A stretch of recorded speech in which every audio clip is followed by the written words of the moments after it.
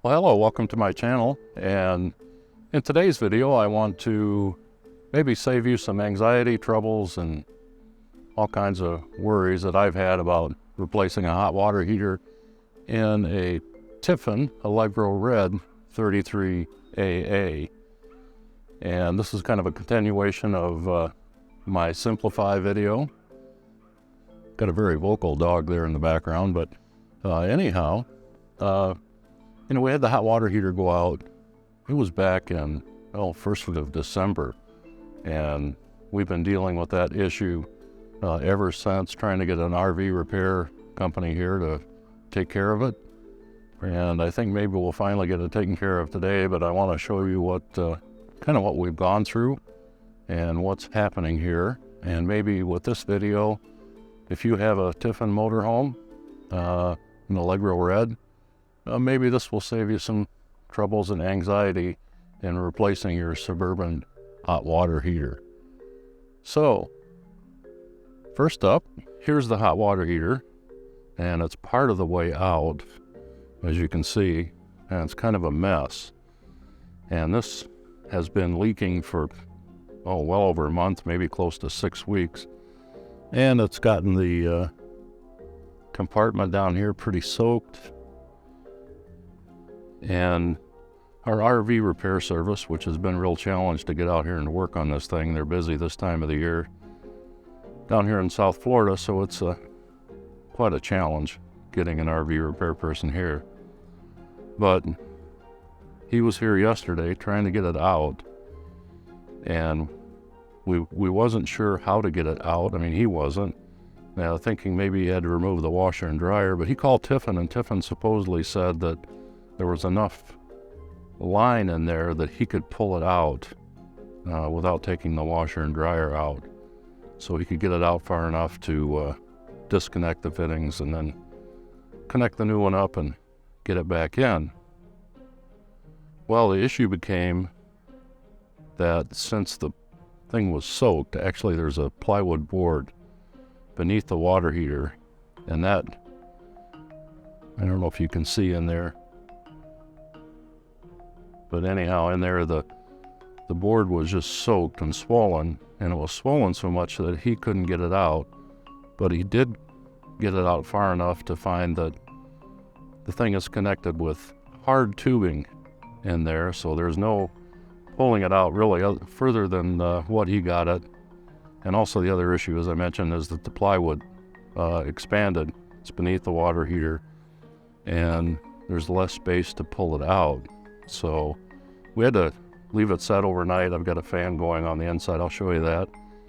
Trying to dry that hot water heater, or that plywood, out so it's not as expanded as much, and maybe you can pull it out. But yesterday afternoon, we were thinking that, well, we're going to have to pull the washer and dryer, which is a major project, and that would probably add 4 or 5 hours worth of work to the cost. And here in South Florida, that's expensive, at $150 an hour for an RV repair person to do that. Now, if you watch this video and you're a bit handy, you can probably replace this thing yourself.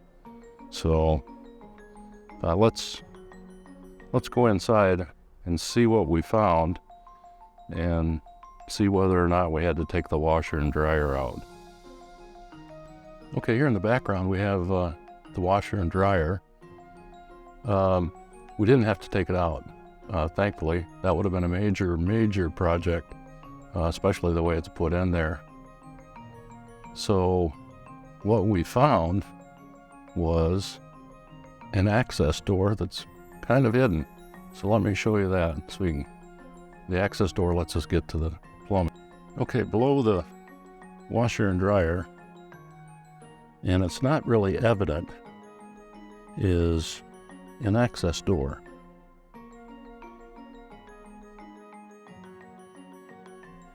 What you do is just grab hold,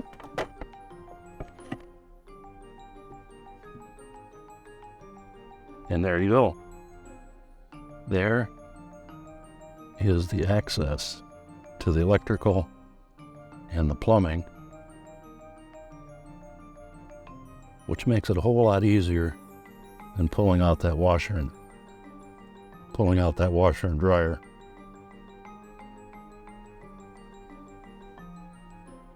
I've got a fan set up so that we get air in there and it can dry out that plywood. So our RV repair guy is going to be here in a little while, and he's going to finish it up. So let's see what happens then. Okay, now what happens is that the old water heater is still difficult to remove.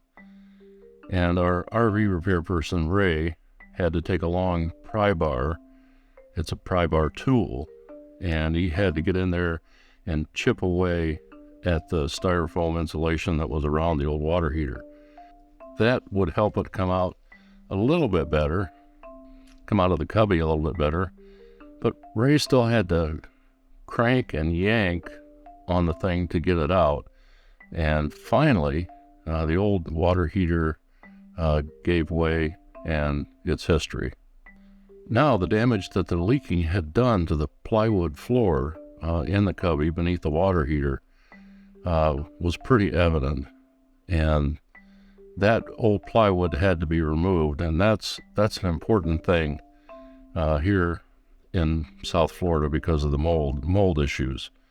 So Ray removed the old plywood, went back to a shop, cut a piece of new plywood, and installed it. And after he installed it, screwed it down, he sprayed some rubber coating on that new plywood to keep it from, to help it. If there's any moisture in there, that would help keep the moisture out and let it dry up. The new water heater was on board, and the new water heater was sitting out here on the ground, and it's unboxed and ready for the install. Now, the new water heater was then slid partway into the cubby, and was only slid in partway so that he could get into the back side of the water heater through the opening in the interior of the motorhome, and get to the plumbing and the electrical and get that all hooked up. And once you get that hooked up, here's the nearly finished product. All that remains is to attach the access door and do a test. And what you see here on the video is kind of a mismatch in the color between the motorhome body and the trim ring and the door to the water heater. That mismatch is really not there. It was this color difference is just a product of the video. It really does match up pretty good. The propane side of the hot water heater worked great. We switched it over to the electric side, and I thought, I'm going to give it all night and let the water heat up, get good and hot. And I was looking forward to a nice hot shower in the morning. And I got up and turned the hot water side of the shower on and waited and waited and waited and waited, and there was no hot water. Well, I thought, I'll check the breaker. The breaker might be tripped. So I checked the breaker, and it was on. So I decided to get into the area behind the cubby inside the motorhome and kind of take my flashlight and look in there to see if I could see anything that was obviously disconnected or any kind of problem that might cause the electric side of the hot water heater to not work. And I didn't find anything. Everything looked good. So I gave Ray a call. He came out the next morning and used his meters to check the power going into the water heater from the motorhome. And there was power going in. So we went outside and removed the access panel and took off the little plastic cover over the water heater element and checked the power there. And there was no power going into the water heater element. Now, Ray speculated that there is a broken wire or a disconnection somewhere on the backside of the water heater, the backside where you can't get to with the water heater installed. So what that meant was that Ray has to come back out and pull the hot water heater out so that we can check the connections back behind where we can't get to. So that's kind of a pain. So now Ray has to do this and then reinstall the water heater. And with all this, the worst case scenario is that the water heater is bad. And we would have to order another water heater and probably wait a week or two for that to come in, and then install the new water heater. And hopefully, if that's the case, the new water heater will be just fine. Here's the lesson. When you install the new water heater, and before you screw it all in, and before you place all the sealant around the edges, and before you install the trim ring, turn on the water heater and check to make sure you have the electrical connections. Make sure that you have propane, that your water heater lights, and you want to check that heating element, like I said, to make sure the power is getting into the heating element. And if you do all that before you seal it all in, that's going to save you a whole lot of time. And I'm surprised that Ray didn't do this or know to do this before sealing the whole thing up. So hopefully Ray will be back tomorrow, and we'll be removing the water heater and checking connections and then putting it all back in and resealing everything. And that is a pain.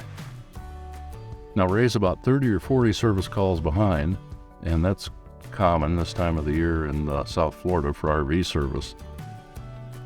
It's a crazy time of the year, and looking forward to get this thing fixed. But I'm hoping that we'll have it all sorted out by next week, and we'll have the water heater working. But fortunately, we have hot water because the propane side is working. So that's the story, and I really do hope that this video has been a help to you if you have to find how to get into the plumbing and stuff for your water heater in a Tiffin motorhome. And I hope that's helpful in general in keeping your RV in service and good working order. And if this has been a help, please hit the like button. Please leave a comment, and most importantly, subscribe. If you subscribe, that helps other people find this video, and that would be a big help, I hope, to other people. So it's been an honor to bring you this content, and on this channel what you're going to find is content about RVing and e-biking and challenges and all the fun that goes along with those things, and hopefully more fun than challenges, but right now it's been a challenge. So once again, hit the subscribe button. I'd appreciate it. And it's been an honor bringing you this, and I hope you like it. And we will be back again. Ginger and I will be back again on another video. And until then, take care and safe travels, everybody. And we'll be seeing you soon. Bye-bye for now.